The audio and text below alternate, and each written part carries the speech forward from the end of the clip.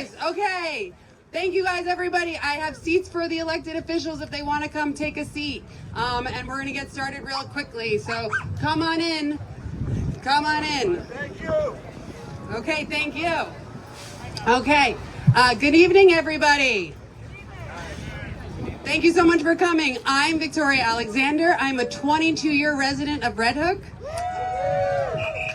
And on behalf of the Voices of the Waterfront Coalition, I'm so excited to welcome you to our rally. Jim, I have a seat for you. Jim, I got you a seat. Please sit down. Please stop being. Jim Tambagas! And John, I got a seat for you. All the speakers have seats. All the speakers have seats on the elected officials because that's how we do it here in Red Hook. We are here tonight because the Economic Development Corporation has not held a fair or sincere process since they announced to redevelop the Brooklyn Marine Terminal. As members of the community, we deserve a better approach, one that includes this community. After decades of neglect and disinvestment, they are finally reimagining the Brooklyn Marine Terminal and beginning to build the working waterfront of the future we've been promised for so long. But they're shutting out the community, literally holding closed doors meetings between the EDC and the task force. Boo! Woo! I love this community. Despite months of claiming the vote couldn't be delayed at the risk of losing funding, the EDC announced yesterday that they have once again pushed it back without revealing the new date for the vote. There is a lot of mistrust between this community and the EDC, and they're not changing that dynamic through this process. Thankfully, we are not alone. It is my honor to introduce our exciting list of speakers and champions for this community that have shown up time and time again for us, like the legendary Congressman Jerrold Nadler.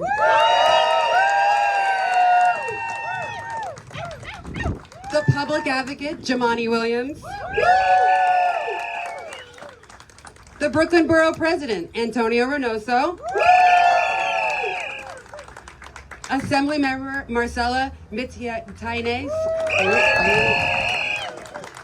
Councilmember Shahana Hanif. And finally, Councilmember Avilés. We believe there can and must be a better plan and process. We urge members of the task force to vote no on this current rush plan. We need more time, and we need a process that authentically engages members of this community.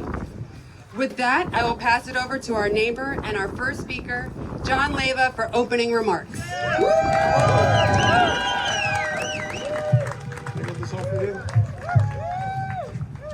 Hello, Brooklyn. Yeah, this is Brooklyn right here. All right, my name is John Leyva, and I've been a member of this community for 30 years.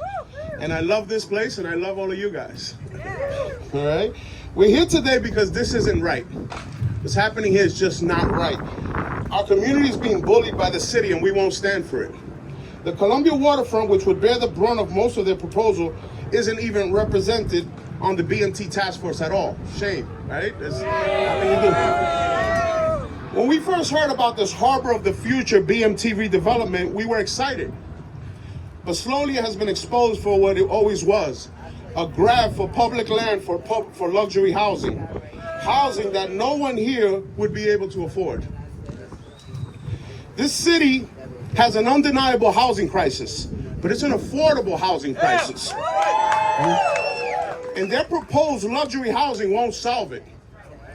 As a matter of fact, it will exacerbate it.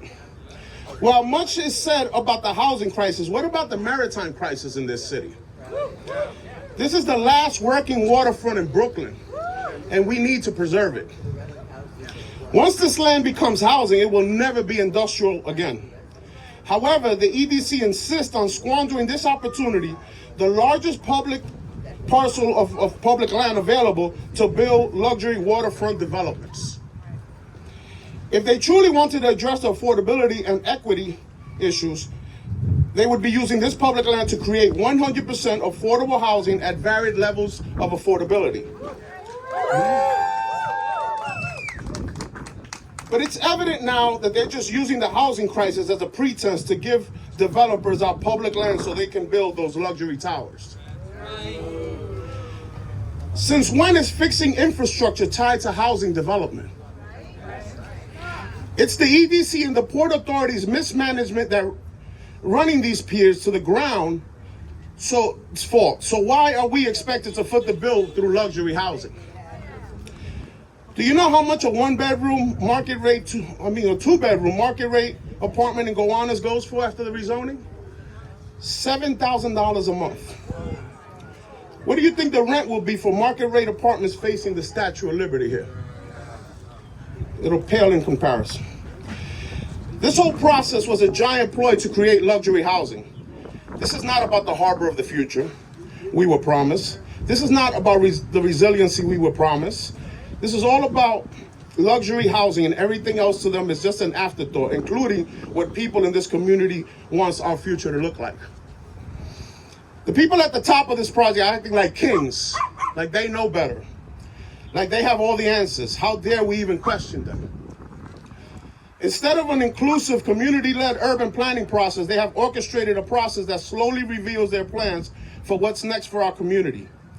There's been no representation, no transparency, no way for us to contribute or be involved. No democracy. We have enough of that happening right now at the federal level. When will politicians learn that the people have the power to decide? And I'm not talking about the top 3%.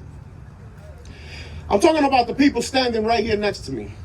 We have the power because we still believe in democracy and a democratic process, not a top-down authoritarian process. If you truly want democracy to survive, it starts right here at the local level.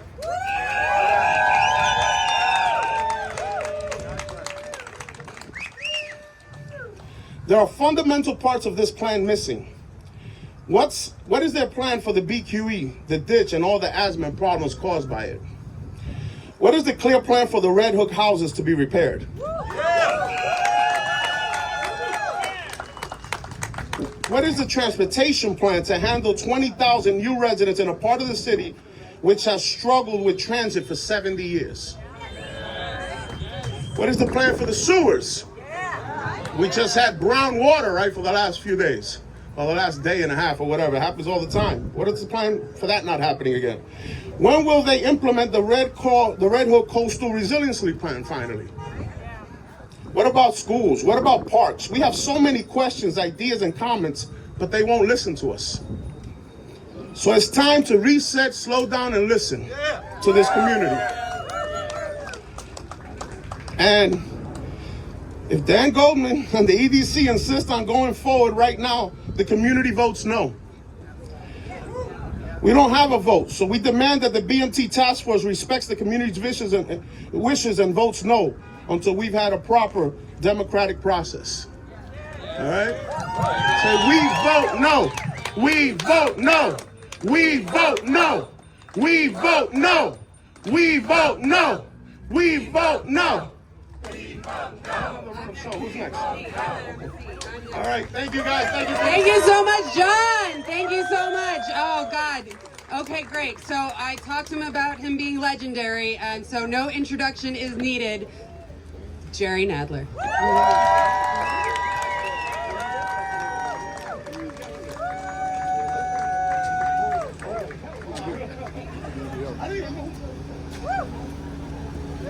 Well, first of all, let me thank the coalition. Let me thank the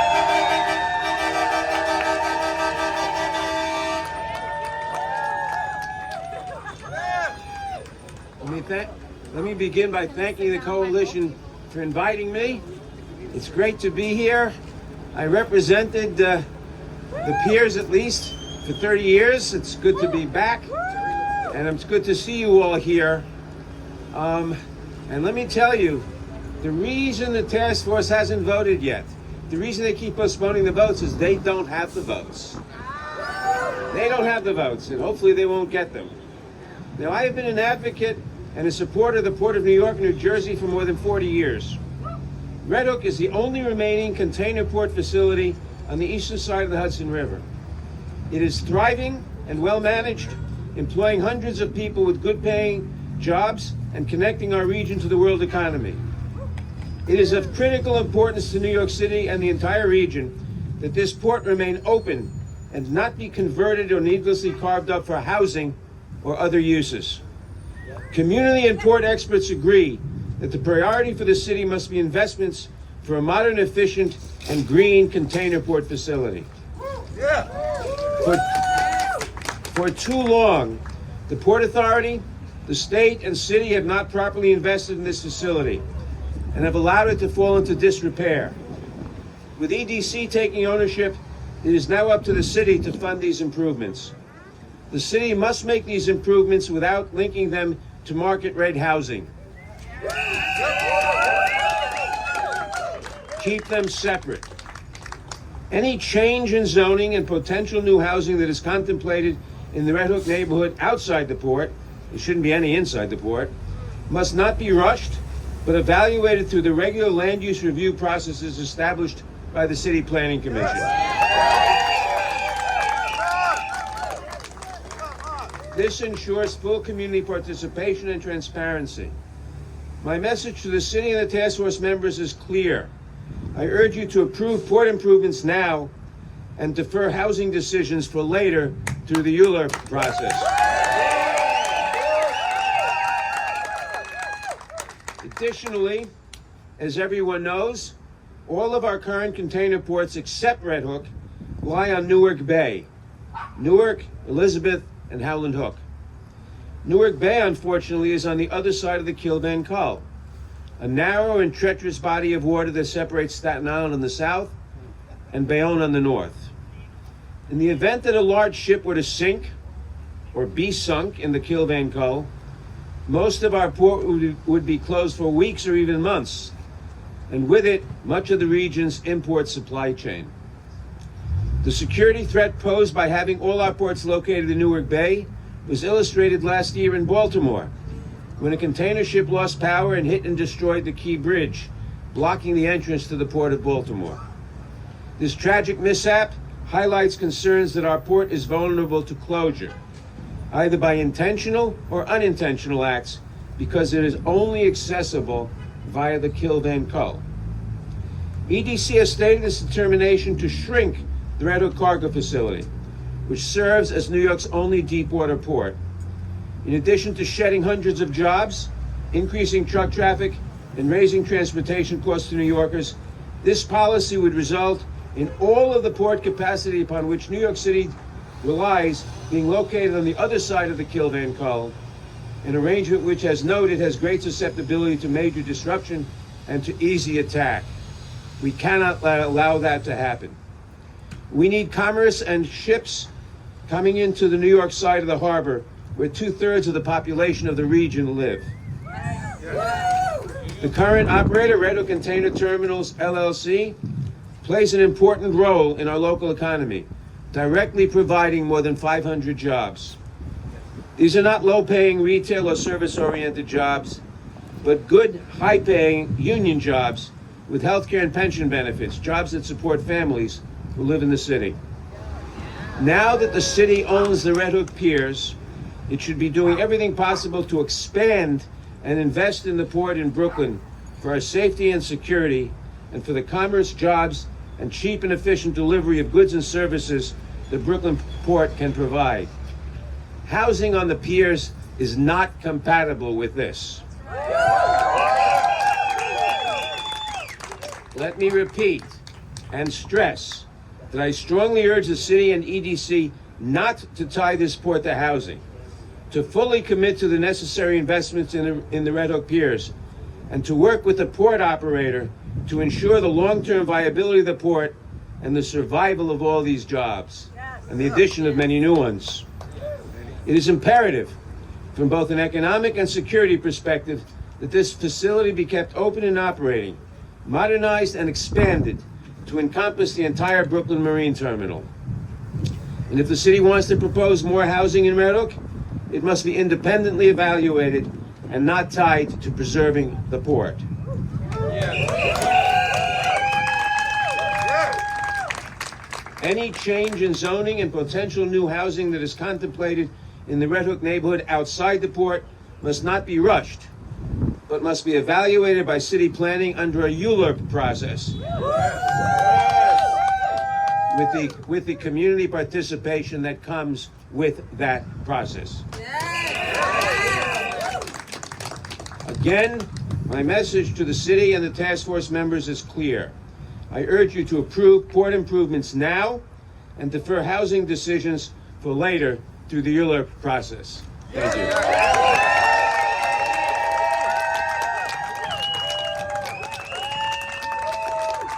Whose land? Our land. Whose land? Our land. Whose land? Our land. Whose land? Our land. Okay, great. That was amazing and hit the nail on the head, Jerry. You couldn't have done better speaking for this community, and it just shows how you know this community after 40 years of advocating for it, and I so appreciate you showing up for us today. Thank you so much. I'm gonna introduce another champion for this community, the Borough President, Antonio Reynoso. Good evening. So I am Antonio Reynoso, the president of the greatest borough in the city of New York, which is Brooklyn, first and foremost. And Jerry, we're happy to have you on this side of the island, of the river.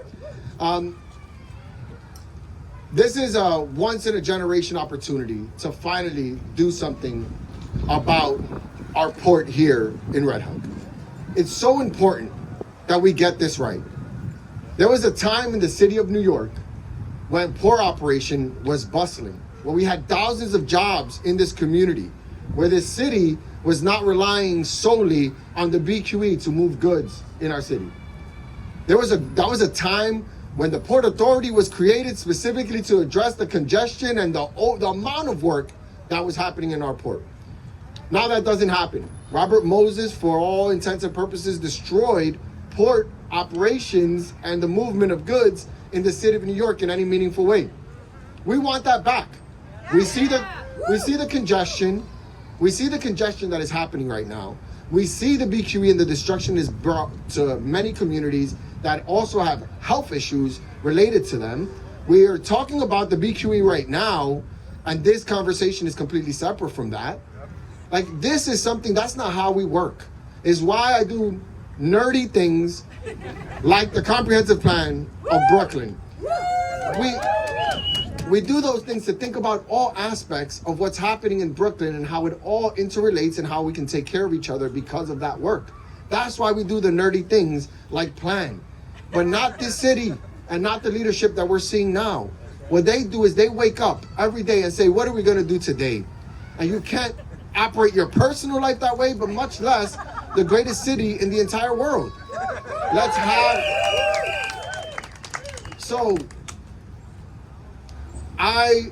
A quick story.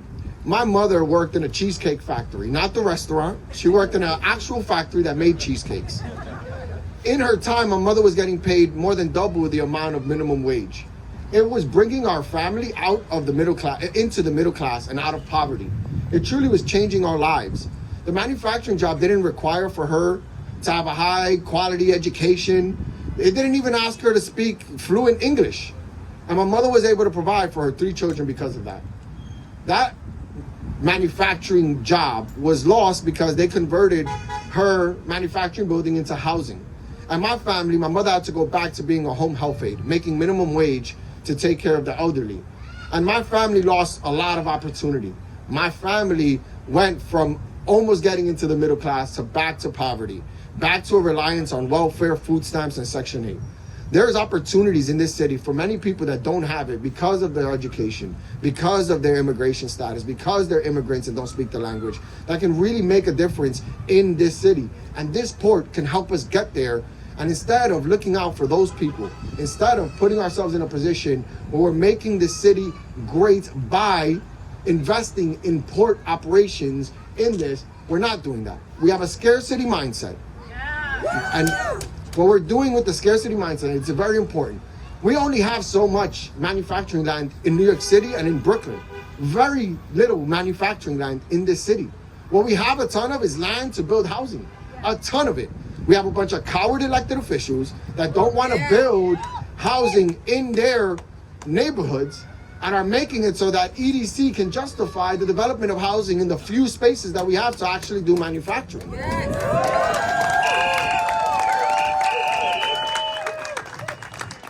So the Economic Development Corporation that I consistently call the Residential Development Corporation, because they don't look out for economic development, has to take a step back.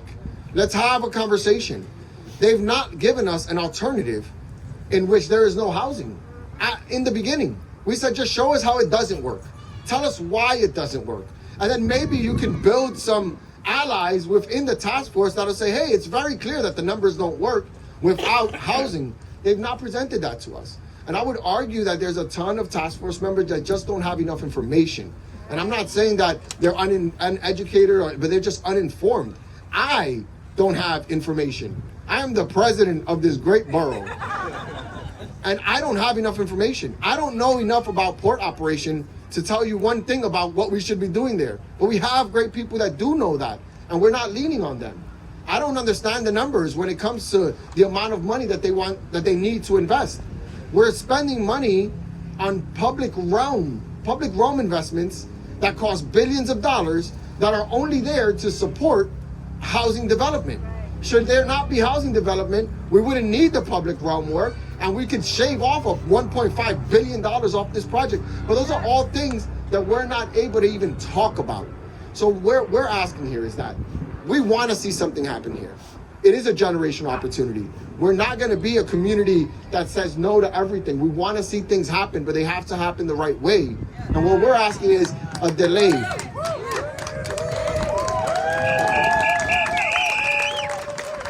What I'm asking for is a delay. I'm asking for us to take time, have an organization that can come in and do meaningful community input, community education. The community should know exactly what's happening here. And if we're able to communicate with the general public about what we can do, what we can't do, the obstacles, the good, the bad, the ugly, then we can start getting some more buy-in from you all, right? We can get more buy-in from people inside in the task force that can get us to a place that maybe we say yes to this project. But right now, I'm not going to be able to vote yes on a project in which the majority of the community has no idea what's going on. And I know you don't know what's going on because I'm on the task force and I don't know what's going on.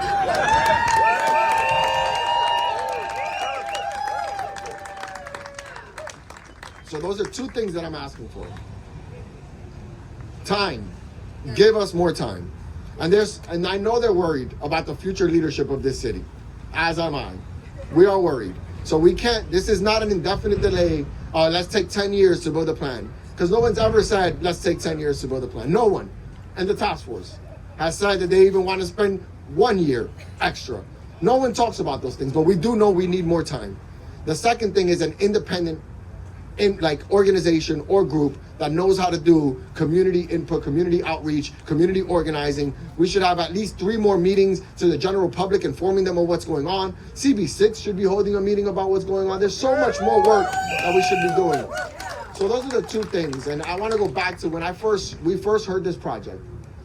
If it was a campaign, Jerry, if we were doing a campaign for this project, they would show these beautiful slides of a tanker moving through the water, a barge moving through the water. They would show a boat dropping off bananas. They would show men in hard hats moving a crane. They would show all the blue highway moving, good music, and they'll even show a kid looking through a gate about how beautiful our port is. All of it. What they didn't show in the beginning was any housing.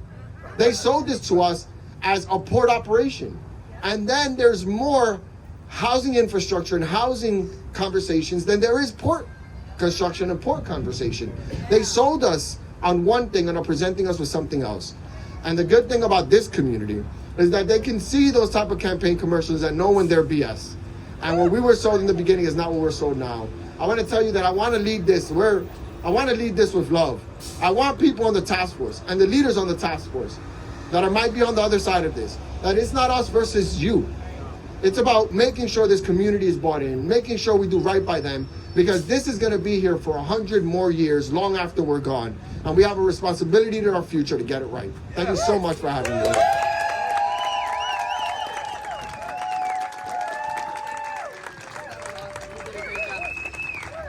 I was going to start with develop, don't destroy, but it seems like this is a grift. This is a grift. This is a grift. This is a grift. This is a grift. Okay. I'm going to ask, is Shahana Hanif here yet? 5 more minutes. Is Julian ready to step in because Shahana is not here? Okay, so develop, don't destroy. Develop, don't destroy. Develop, don't destroy. Develop, don't destroy. Thank you guys. Here's Julian. How we doing? Can you guys hear me?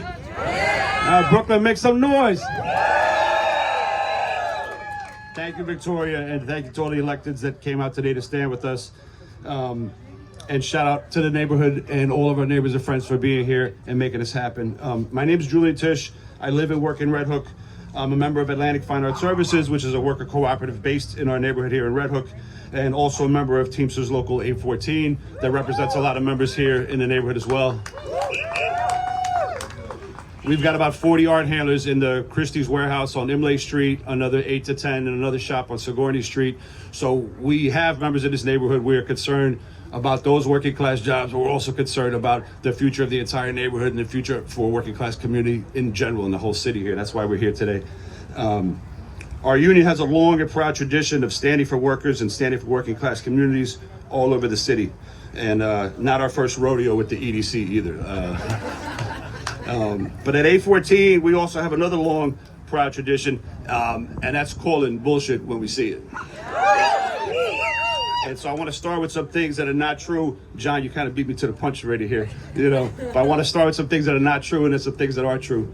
And the first thing that is definitely not true, and I'm so tired, and I know we're all tired of hearing this from developers and unfortunately some elected officials, is about the housing crisis, It's an affordability crisis. It's not a housing crisis. We are struggling to afford our rents, and small employers are struggling to afford the rent to employ people in this neighborhood. That's been going on for a long time. Luxury housing is not going to solve that. It's going to end that, right?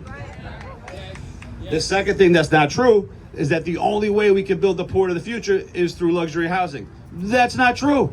It's not true. We are living in the wealthiest city, in the wealthiest country in the history of the world, right? There are other ways.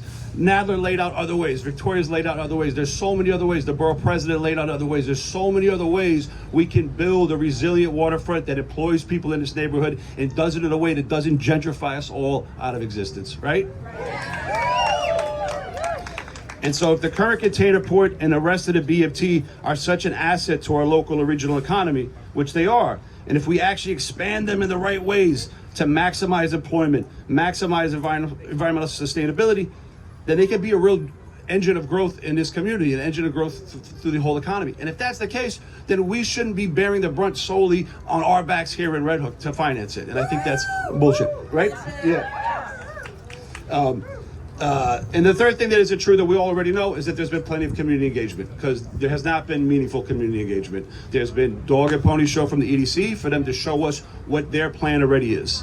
There are workers in the maritime industry, there are workers in the logistics industry, there are residents in this neighborhood that have good ideas on how to rebuild our waterfront and preserve this community for the people that live here. Those voices are being silenced and being bulldozed by the EDC, and that shit ain't right. And the last thing, so talk about things that are not true, and the last thing which is true, believe it or not, is that we can fight City Hall. We're doing it right now. We're doing it right now. And they want us to think that it's a losing fight. They want us to think that you can't fight the developers, you can't fight the rich. The fact that they have not voted yet, the fact that they're delaying the vote shows that together we are making a difference right here, right now. Everybody, give yourself, make some noise for yourself for that. That's how this works. That's how this works. And I just leave you with a thing that we say in Teamsters Local 814 that we've known for a long time in the labor movement, in the community movements, and that's when we fight, we win, right? So when I say when we fight, we win. When we fight, we win. When we fight, we win. When we fight, we win. Thank you. Love you guys.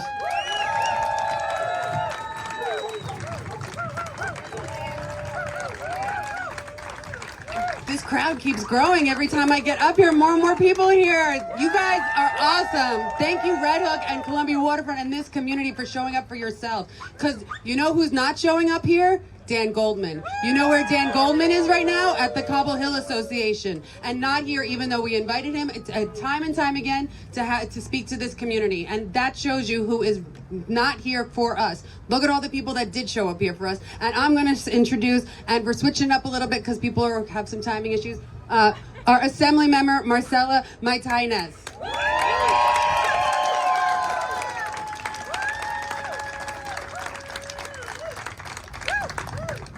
Wow. Good evening, everyone. I'm State Assemblymember Marcela Mitaynes. I'm the first immigrant Indigenous Peruvian in the New York State Legislature. Good evening, everyone. I want to start by thanking everyone for joining us and enjoying this beautiful weather. In the years before my election to the State Assembly, I was deeply involved in a fight against the rezoning of Industry City. Yes! It placed the surrounding community of Sunset Park at a crossroads, and today we stand at that crossroads again. The final redevelopment of the Brooklyn Marine Terminal will shape the future of our community for generations. Despite this, the community has been shut out of the decision-making process and told that their concerns were unimportant. And this is unacceptable. For too long, working-class communities like ours have watched as big projects promise prosperity, but deliver displacement, low-wage jobs, and a rising cost of living that pushes most of the neighborhood out. And we're not gonna let that happen here. I urge my colleagues who sit on the task force overseeing the redevelopment to consider the message that a vote on the project in the current state would send, what a vote on the current state would send to our communities.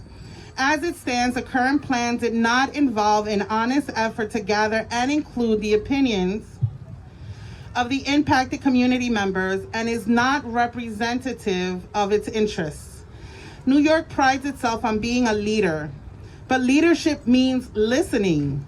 It means ensuring that communities most affected by these decisions have power in shaping them. It is our responsibility to ensure that whatever shape the new waterfront takes on serves the people who keep this community and city running.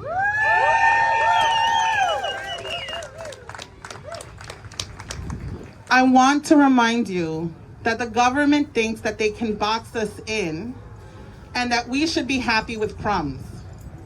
And they expect us to fight with one another, when what we should be doing is banding together and taking the whole pie for ourselves and deciding how to divvy it up. This is another David and Goliath fight, and I'm gonna be standing right there with each and every one of you guys, shoulder to shoulder. Thank you.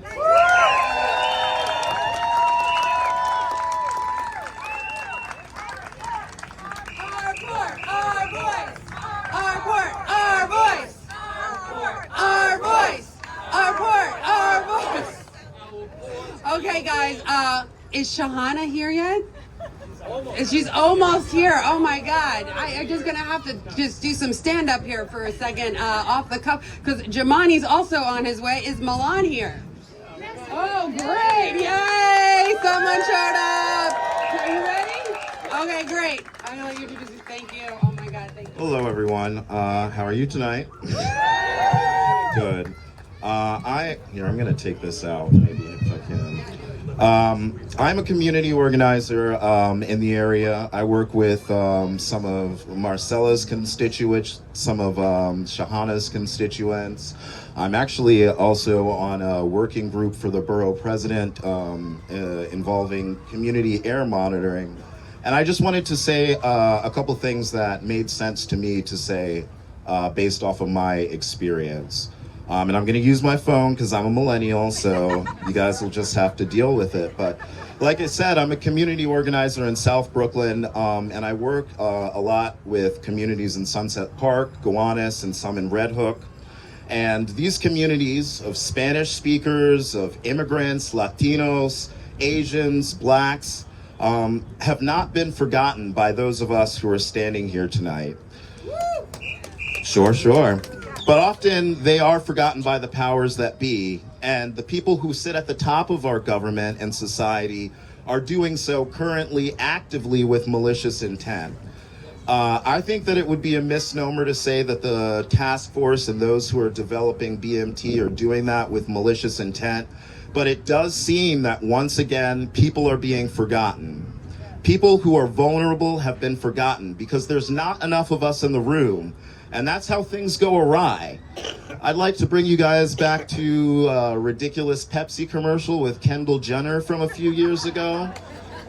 I don't know if you guys remember that one, but someone walked around during what was clearly some sort of international strife, and handing them a Pepsi seemed to solve all the world's problems. Okay, so I have never been in a situation where I've seen, a sugar-laced delirium, I guess essentially dilute real-world problems. But in the spirit of international collaboration, I just want to leave you guys with a lesson from my time as a UN intern. So I spent some time with interning at the 63rd Commission on the Status of Social Development. It's a really, really wonderful meeting. But one phrase that was echoed time and time again is that no one gets left behind. And I think that many folks here feel that people have been left behind and that culturally competent and relevant ideas need to drive the development of BMT. And it's not just the celebration of the diversity of various ethnic backgrounds who share space, but it's also the culture of New York City, where for many of us, the cost of living is far too high and rent comes way too soon every month. Let the thousands of Red Hook citizens in East and West Red Hook have a say, and let them know that changes are on the horizon. And as an organizer, I know that it can be hard to build knowledge, but I leave you with the words of a dear friend who's no longer with us: try harder. So I just want to say that this is the time that all of those who are absent from the decision-making process, public housing residents, people of all colors, those who speak English as a second language, it's time for you to take back and put your stamp on your waterfront. Thank you guys so much.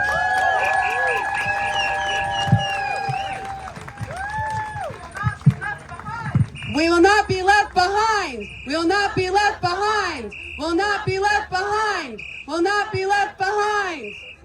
Left behind. Is Shahana here yet? Oh my God, this is just a sign of the problems with the B61 that we live with every day. I would say the F word because we all know F the B61, right? Oh God, okay, is Jumaane here? Oh, Jumaane made it. Yeah, Jumaane Williams, the public advocate, made it to Red Hook. Come on up. Okay, we're gonna chant some more while Jumaane makes it over here. How about, this is a crime, we need more time. This is a crime, we need more time. This is a crime, we need more time. This is a crime, we need more time.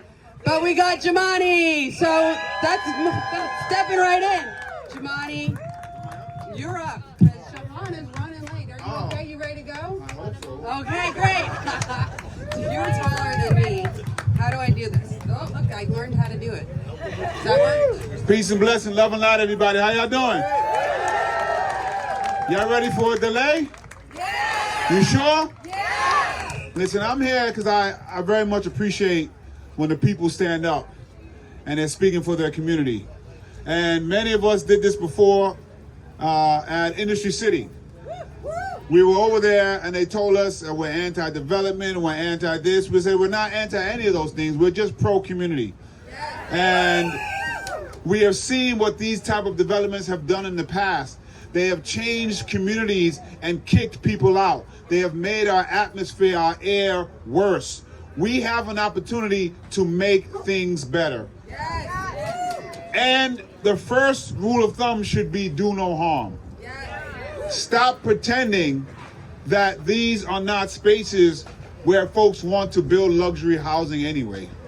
And if they can find a way to sneak it in by making you feel like you've been listened to, they will do that. But we cannot fall for the okie doke under the times of Donald Trump. We have to say no to the okie doke. And I'm thankful to be here with our Congressmember, with our City Councilman, with our Borough President, with local elected officials. I know our Assemblymember was here, who was saying, we can do better than what you're putting in front of us. We have vision.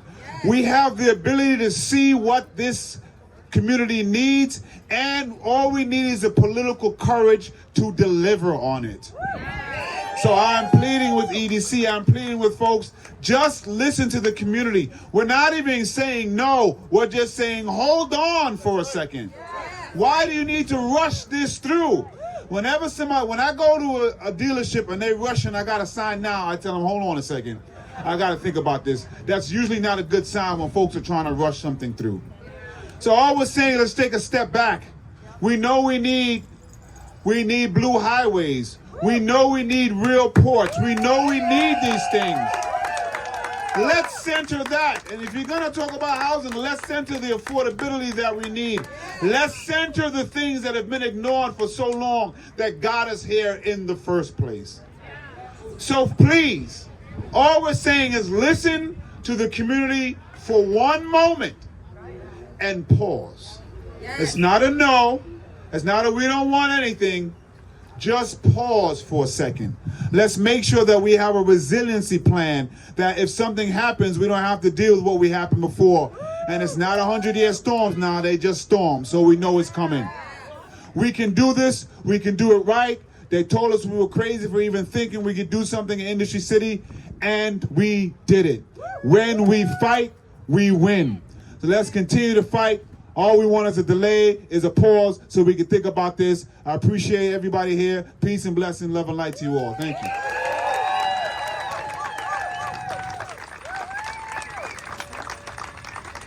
Oh my God, I'm so short. Grow our port. Grow our port. Grow our port. Grow our port. Grow our port. Okay, is Shahana here? Oh, she's still on the, welcome to living in Red Hook. So these people are just about learning about what it's like for everybody here that deals on a daily basis living with public transportation in this neighborhood. You know what we need to solve? And I heard Dan Goldman talk about it on the radio last night when Errol Lewis talking about his bottlenecks because he brings his kid down to basis and how horrible the traffic is when he comes down here. We live through that every day. Our bus is sitting in traffic because of the BQE. We need a transportation solution before we need luxury housing. We need to fix our sewer system before we need luxury housing. We need to protect ourselves from the next Sandy, because you know what happens if Sandy happened tomorrow? It would be the same situation than 13 years ago, and I do not want to go through living with water all through my house and being homeless for 6 months. Let's not do that to our community again. So I'm going to ask, Alexa, you want to jump in for Shahana, or John, you want to jump? John wants to jump in because Shahana's not here yet. I'm going to give John 5 more minutes. Oh, Alexa, John. Alexa. Okay. Our amazing councilwoman, which I'm sure you're the same height as me. Our amazing councilwoman, Alexa Avilés.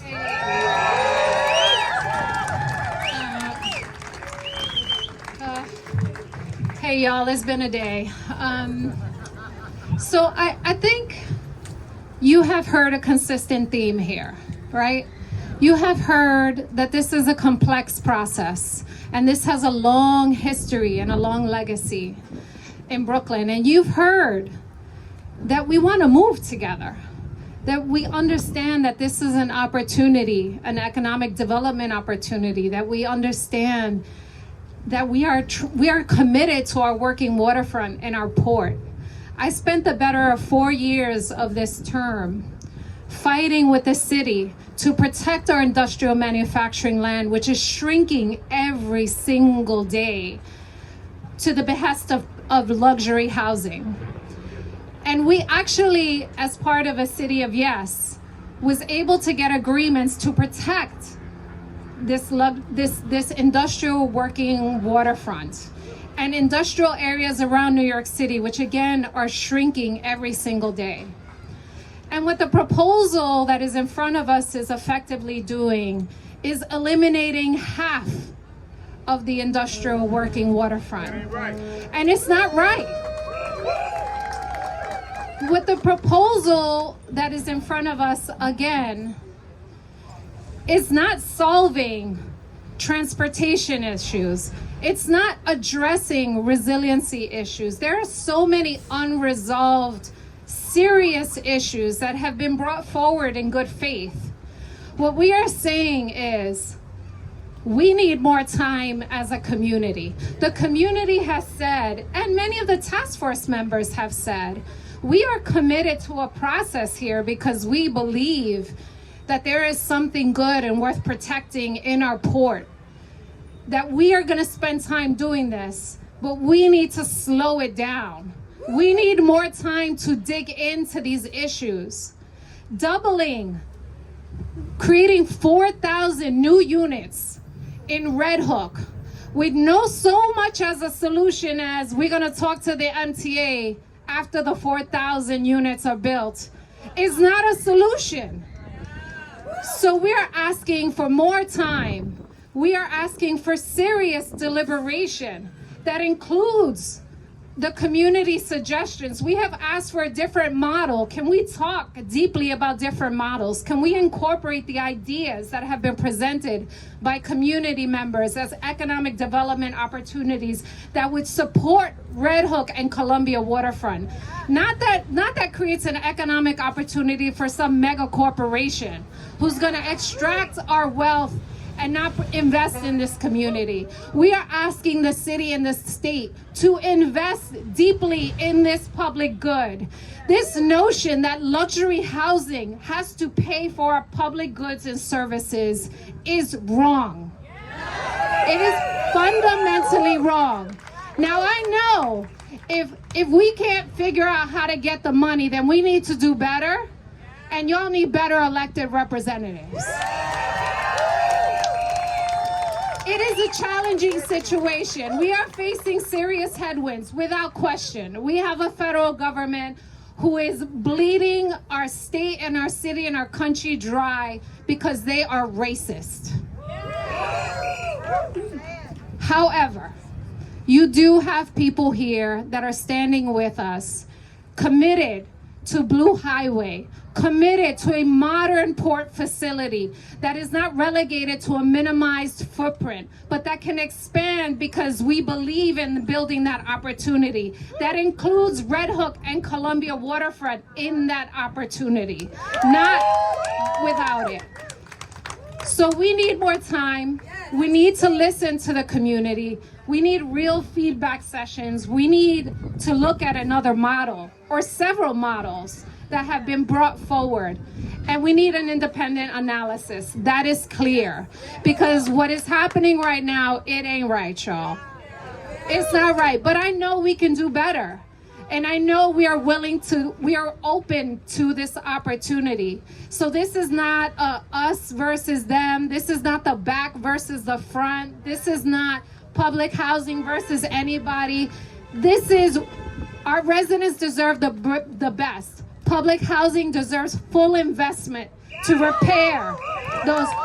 Our affordability deserves, public land deserves full affordability, not 25%, where 25% of that 25% is 80% AMI, where nobody can afford it anyway. So let's have an honest conversation here. Let's really dig in. I thank, the task force members have been working hard. And I implore you, they want time. We want time. Give us time. Let's do right by our community. Let's not rush something because of some artificial deadline and some fear of political wins. Because at the end of the day, you're all gonna be here way past all of our tenures. You are gonna be living with the result of the decisions that are happening here. And so you need to keep holding us accountable, keep working with us, and let's do this right.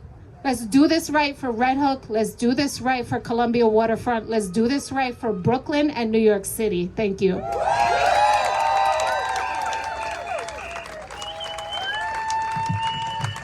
I think we can all agree that we want 100% affordable housing on public land. because that's what they got in Gowanus. So what do we want? 100% affordable housing on public land. This is not the best chance, but we're not NIMBYs. We care about this community, and that is an asset there. And if we are really trying to change the housing crisis, what we need to be building is 100% affordable housing. We will never have the opportunity for that much land to give it to affordable housing of all kinds and supportive housing. So let's make sure that we don't act like NIMBYs, and we make sure they communicate that we want housing there only if it's 100% affordable, and only if they've given the future port that we have been demanding and asked for generations. So without further ado, our councilwoman for the other side of the neighborhood, but still loved, Shahana Hanif. Thank you for taking the B61. Thank you so much. Are we feeling pissed? Yes! How pissed? Yes! Good. This is the energy we need to ensure that we can hold EDC to its feet. I will just begin by sharing that when the opportunity for the BMT transformation arose, the number one priority I had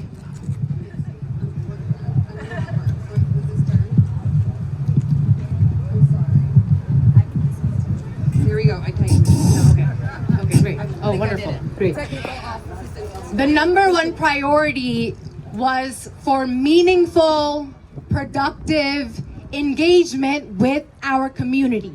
Yes. And what we witnessed, workshop after workshop, was not that. And we asked for more time, thinking that perhaps we'll get a couple more weeks and the engagement might change to ensure that every voice, our maritime industry, our small businesses, our leaders, business owners, the renters, that everyone would be a part of shaping the future of the BMT. That is not what happened. And in fact, what I observed, and I know we all observed, is that even when there have been delays for the vote or a month extra for engagement, the solutions were predetermined. We were landing on a day, and it wasn't what we called for. It wasn't any of the issues that we raised at the tables. So this is a non-starter. Right now, the EDC is pushing the task force members to vote on a framework that has absolutely no details. And also, how dare they think that we as elected officials and members that care about this community and the future of our city will vote on a proposal without our community knowing what we are voting on.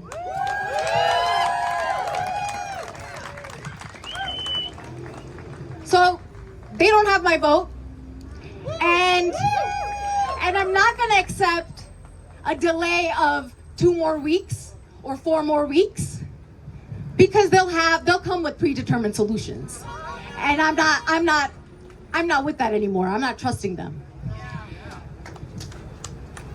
So we all want affordable housing. We are living in an affordable housing crisis, and to know that on public land, 75% of what they're proposing is going to be market rate luxury is obscene. It is disrespectful. Honestly, it's offensive. It's offensive that at a moment when we need to build as many affordable housing as we want, and the easiest way to do that is on public land. I recently negotiated a project on private property where the developer agreed to 40% of the units to be affordable. That's a private developer. A private developer. City-owned land should be for the people. 100% affordable. So as you're elected, I stand with you. I hear you. I'm here with my colleagues who are fierce advocates. And we're not going to let this go through.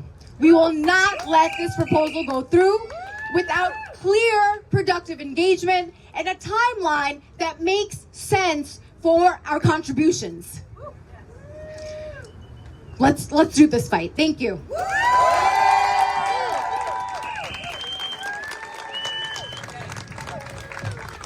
God, this weather is amazing. We are so lucky to live here in Red Hook.